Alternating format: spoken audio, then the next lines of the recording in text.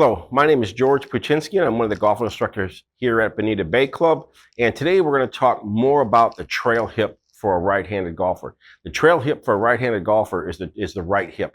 So we want to talk about clearing that hip in the backswing, okay? So clearing your hip in the backswing means that you want to move your hip back and around in the backswing. You don't want to leave this hip facing the ball or the target line. So if I get my hip behind me in the backswing, I get more shoulder turn in the backswing. If I don't move this right hip, my shoulders just run into my hips and it usually moves me or anybody off the ball to the right. The second thing it does is when you clear your hip in the backswing, it leaves an inside approach to the golf ball. So this pool noodle here represents the target line, and these balls represent the path that you want the club head to travel on. And if your hip is in the way, right, if you leave your hip here in the backswing, the club is going to move out and over the top of the ball. That's where you get your grazes and your pulls from. If you clear your hip in the backswing, now you have all this room for the club to approach the ball on the inside circle path. So the trick is the feet move the hips. The hips don't move the feet.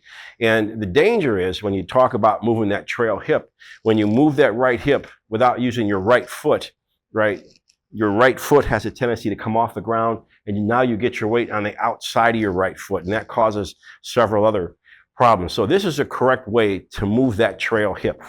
Your ankle is a mobile joint.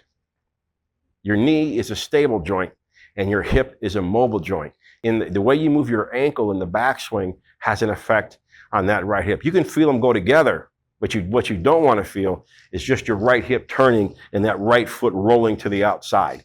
Okay, so your ankle, again, your ankle is a mobile joint, and what you're going to feel is that ankle torquing and actually moving your ankle behind you. And when you do that, when you see my right hand, how I'm moving it, how I want my ankle to move, when I do that, my right hip goes back and around, and now I still have pressure in my middle of my foot in the backswing, in my right foot, and my foot is flat on the ground and not rolled to the outside. So it's crucial that you move that ankle, that right ankle, that mobile joint, at the same time you move your right hip to keep foot pressure in the ground and to clear that right hip in the backswing. And once again, that ankle is a mobile joint, and you want to see my right hand torque. You want to feel your right foot grab the ground, your ankle, the outside of your right ankle.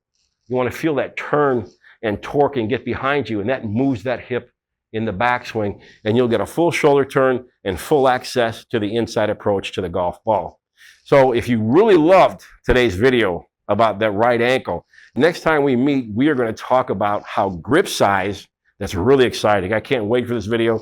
We're going to talk about how grip size affects heel to toe balance in the golf swing. You don't want to miss that one.